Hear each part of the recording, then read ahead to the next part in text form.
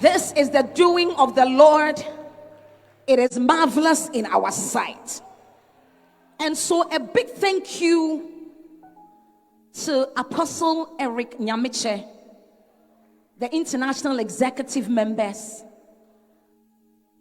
the leadership, the youth pastor, Pastor Hagen, PENSA leaders, and to you for giving me audience tonight.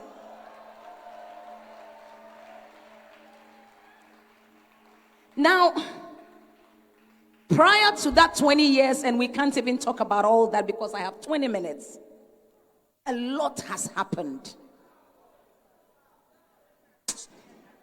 A lot has happened. And I might not be able to tell you the full story, but I pray to God that as I tell you how we got here, the Lord would help you and let you know that He is able to do exceedingly, abundantly, above and beyond what we can ask or think of. And so, as a child, I'm telling you where I have come from and what God has done so far. I am an Ashanti girl. And then I am a Church of Pentecost girl as well. And I was raised in Kumasi. And that is a very serious combination, especially when you are raised by an older woman. And so, na me yem peninsem. To say you cannot say me yem peninsem because Papa menyini ana. Yeah, prior to growing, na yem me yem peninsem. And so, I remember, and I'm telling you a funny story, that my father was the apostle of Church of Pentecost, Apostle F.E.N.G., who was a worship leader. And so I knew how to do worship. When I say I knew, like I knew the format. And you know, my sorry, you know, bebre na radia ye, say a shana ya juni, so we share riase, a puninsia da ho, ni riase, ninkania ni riani osramo, a radisaya ye, a radisanasi. No, I knew all the gimmicks. And so around the age of about 14, I went to the Church of Pentecost Sunday school, and the teacher taught us worship. And then when he was done, he said, who can lead worship? Then Peninsula Mimi just lifted up my hand. I said, of course I can lead worship. So I lifted up my hands. And I did a great worship. Remember, I knew how to do it. I'm not talking the spiritual side of things. I had gone through the motions. And when I was done, I was just about rounding up. You know, you have to round up in style. Like you have to have the right words to tell God. Like if you are the right worship leader. So Diana started. Eradi yeshraudi, eradi yayo kesi, onyame awoso na ukron, na ufatadie nyina, shedi amponya nkuponwe, yetre wa yempanhwede, eradi bemene. So I was saying all these things. I was trying to remember something else to say. Me dream hu say ma. Me say eradi wo yo poku. Eradi wo yo poku.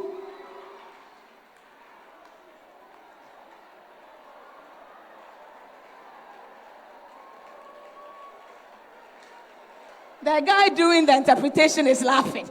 Masa, yeah, Jumawati. Monsieur Urate, we yo poku. Me kaya pa na me hu se kai meti. But I thought they didn't hear it. So when we were done, the Sunday school teacher came forward and said, Sister Dinah Entry, why are dear, you have done well. Everything was on point. But once you were ending, who can say eradi yo poku? Mami eradi yo poku opoku ya nam yere.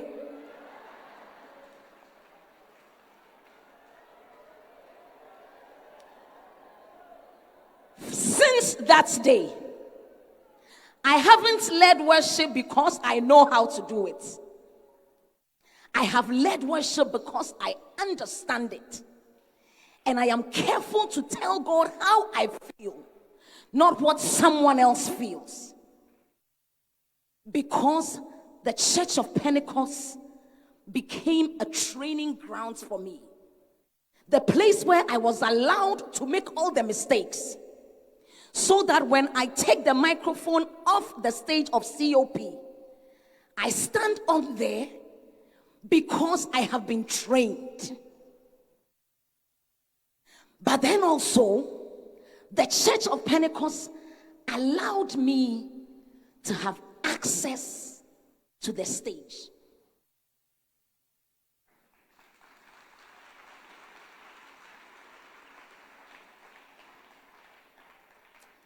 Now, wherever I stand anywhere, I am grateful to the Church of Pentecost for that stage, that training.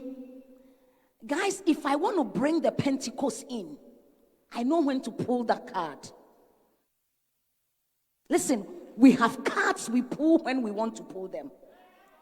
Like when I enter into a local assembly and I pick up a song. Sewa brabo musem, eye mawa, shaye na wa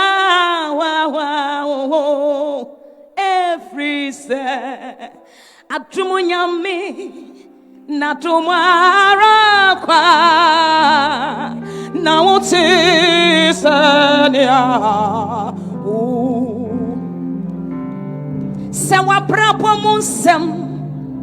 Eye mawa shaye na wa every say atumunyami na tomwa arakwa na woti senia. This particular song, I might not be able to sing it the way I have done it in ICGC or even here at PENSA, because some of you are looking at me very funny because my riffs and runs are not the best. They are not what you know now, but there are some places I can pull that card and people are blessed by that. And I was fortunate enough because there were some elderly people like the Mama Eunice Johnsons, like the Mama Mankos, like the Mama Eunice Addisons, that taught me that.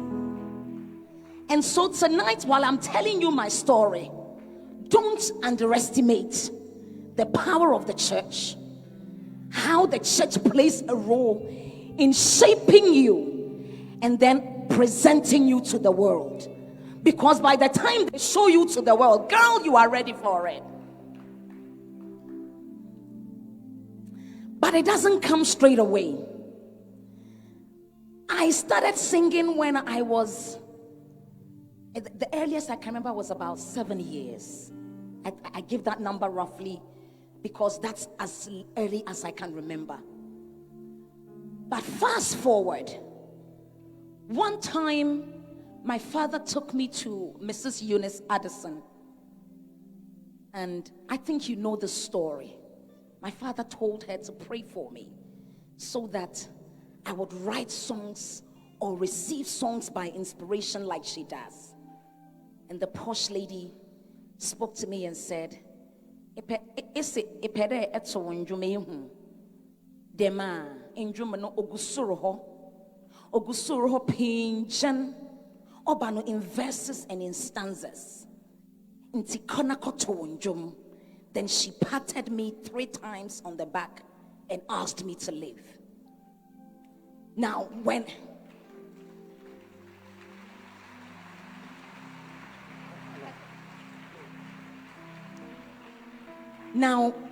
when she was done with that, I could have said I have been prayed for by the woman of the moment.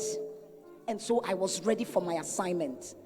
But ladies and gentlemen, remember that from the time David was anointed up until the time he actually ascended the throne, it took years.